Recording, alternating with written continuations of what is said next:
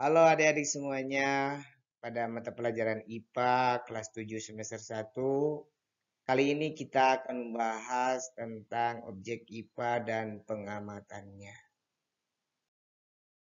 Adik-adik semuanya, objek yang dipelajari dalam IPA itu adalah segala sesuatu yang berada di alam beserta interaksinya satu sama lain. Bisa dicontohkan interaksi antara air dengan makhluk hidup. Bisa juga interaksi antara udara dengan tumbuhan. Bisa juga interaksi antara manusia dengan manusia. Interaksi antara manusia dengan hewan. Sebelum kita melanjutkan materi selanjutnya, adik-adik semuanya harus tahu dulu ilmu yang dipelajari dalam IPA. Apa saja sih ilmu yang dipelajari dalam IPA? Yang pertama adalah ilmu fisika. Karena ilmu fisika itu adalah ilmu yang mempelajari unsur-unsur penyusun. Penyusun apa? Penyusun alam dan gaya yang bekerja. Kemudian yang kedua adalah ilmu kimia. Ilmu kimia itu adalah ilmu yang mempelajari penyusun dan perubahan zat. Kemudian yang ketiga itu adalah ilmu biologi. Ilmu yang mempelajari tentang makhluk hidup. Dan yang terakhir ada ilmu geologi dan astronomi, di mana ilmu ini mempelajari tentang lapisan penyusun bumi, atmosfer, dan antariksa. Materi selanjutnya yaitu kita akan membahas tentang pengukuran besaran dan satuan. Pengukuran merupakan kegiatan membandingkan besaran yang diukur dengan menggunakan alat ukur. Kalau tidak memakai alat ukur berarti tidak dikatakan pengukuran. Kemudian yang kedua yaitu besaran. Besaran adalah sesuatu yang dapat diukur. Jadi segala sesuatu yang ada di alam ini yang dapat diukur dikatakan sebuah besaran. Kemudian yang terakhir yaitu satuan. Sesuatu yang digunakan sebagai pembanding dalam pengukuran. Jadi adik-adik harus bisa membedakan antara pengukuran, besaran, dan satuan. Adik-adik semuanya, besaran dan satuan terdiri dari dua bagian ya. Yang pertama ada yang dinamakan dengan besaran pokok, yang kedua ada yang dinamakan dengan besaran turunan. Begitu juga dengan satuan. Satuan juga terdiri dari dua bagian. Ada satuan baku dan ada yang dinamakan dengan satuan tidak baku. Kemudian selanjutnya kita akan membahas tentang besaran dan satuan pokok. Besaran pokok merupakan besaran hasil dari pengukuran, bukan hasil dari operasi perhitungan antar besaran. Contoh di sini besaran pokok itu terdiri dari 7, ada panjang, ada massa, waktu, kemudian kuat arus listrik, suhu, intensitas cahaya, dan jumlah zat. Dengan satuannya itu panjang adalah meter, disingkat dengan lambangnya M. Kemudian massa, satuannya adalah kilogram, disingkat dengan satuannya itu adalah kg. Adik-adik bisa melihat di tabel yang sudah disediakan. Itulah adalah ketujuh dari besaran pokok. Harus dihafal dan harus sampai di luar kepala. Nah, kalau yang ini kita bahas besaran turunan. Mana besaran turunan adalah merupakan hasil dari perhitungan atau operasi antar besaran. Jadi berbanding terbalik dengan besaran pokok. Kalau tadi besaran pokok itu bukan hasil perhitungan, bukan hasil pertambahan, bukan hasil perkalian. Kalau besaran turunan itu adalah hasil dari perhitungan atau operasi antar besaran. Contoh, di sini ada luas. Luas itu adalah penjabaran dari panjang kali lebar. Panjang itu merupakan besaran. Kan lebar juga merupakan besaran. Kenapa? Tadi kan besaran itu ada 7. Sedangkan lebar tidak ada. Lihat di satuannya. Panjang satuannya meter. Lebar satuannya juga meter. Berarti itu masuk besaran. Meter kali meter itu adalah pangkat 2 atau meter kuadrat. Begitupun dengan contoh yang kedua, di sana ada volume panjang kali lebar kali tinggi.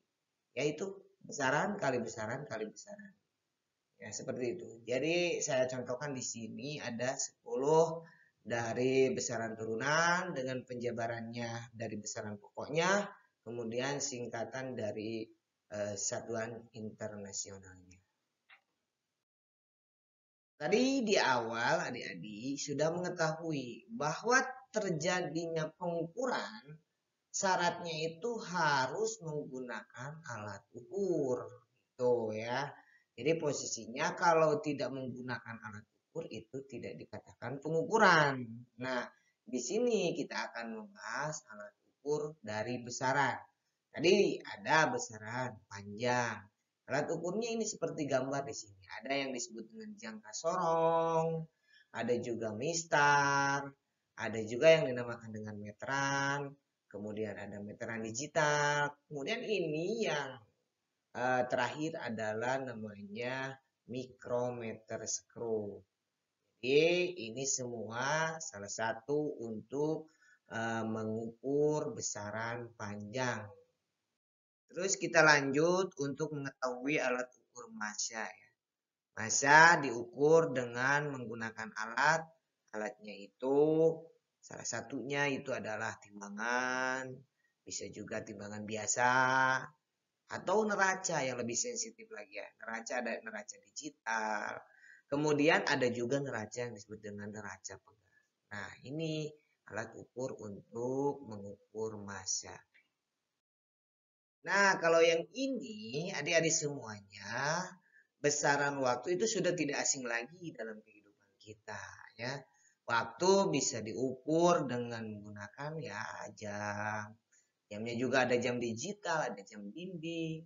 Kemudian ada bisa juga menggunakan kalender, bisa juga menggunakan ini apa ya? Jam pasir ya. Ini ya bentuk jam pasir. Ini yang suka dipakai oleh guru olahraga ya. Ini adalah stopwatch, alat untuk mengukur kecepatan lari jarak jauh. Ini seperti itu. Inilah alat ukur untuk waktu. Nah, adik-adik, kalau yang ini yaitu besaran suhu, biasanya kita menggunakan yang namanya termometer. Kalau sekarang lagi marak-maraknya di masa pandemi ini adalah untuk mengukur suhu itu adalah yang dinamakan dengan termogram. Termogramnya juga ada yang berapa jenis ya? Ada yang mengukur dengan ditembak, ada yang hanya melintas saja, itu juga sudah bisa mengetahui suhu badan kita ya. Nah, untuk termometer tersebut ada beberapa jenis ya, ada untuk mengukur suhu badan, ada yang untuk mengukur suhu ruangan, bahkan untuk mengukur suhu makanan juga ada ya. Jadi suhu bisa ditentukan dengan menggunakan alatnya yang seperti ini. Seperti ini. Bukan menggunakan tangan, ingat ya. Untuk menentukan suhu badan, panas atau tidaknya, tidak boleh menggunakan tangan. Karena tangan itu bukan alat ukur untuk menentukan suhu. Selanjutnya, adik-adik kita akan membahas alat ukur dari kuat arus listrik ya. Bisa diukur dengan menggunakan ampermeter.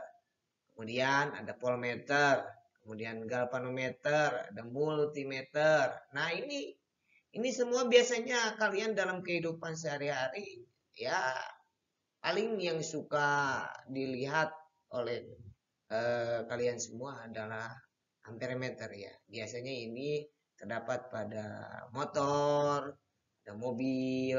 Kalau yang ini biasanya digunakan oleh para ahli profesional ya.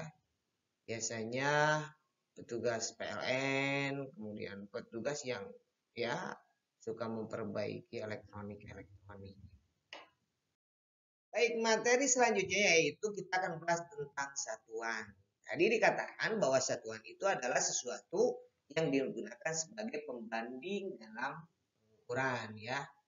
Tadi juga sudah disinggung bahwa satuan itu terdiri dari dua, ada satuan baku, ada satuan tidak baku.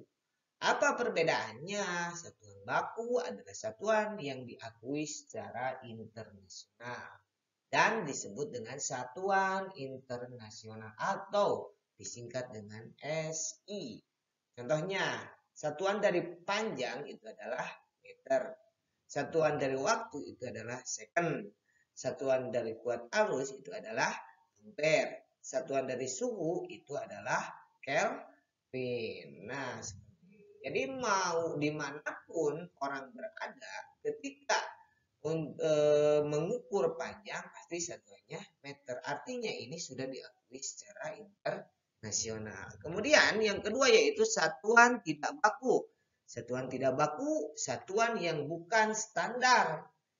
Kenapa? Karena hasil pengukuran dari masing-masing orang mungkin berbeda-beda. Contoh, untuk menentukan jengkal, untuk menentukan panjang menggunakan jengkal. Setiap orang kan berbeda-beda jengkal. Kemudian bisa juga menggunakan hasta, bisa juga menggunakan depa, bisa juga menggunakan siku. Jadi setiap orang pasti berbeda-beda. Mungkin itu yang dapat Bapak sampaikan di pertemuan kali ini. Mudah-mudahan bermanfaat dan kalau ada yang ditanyakan silakan bisa menghubungi WhatsApp atau grup WA yang sudah dibuat. Terima kasih.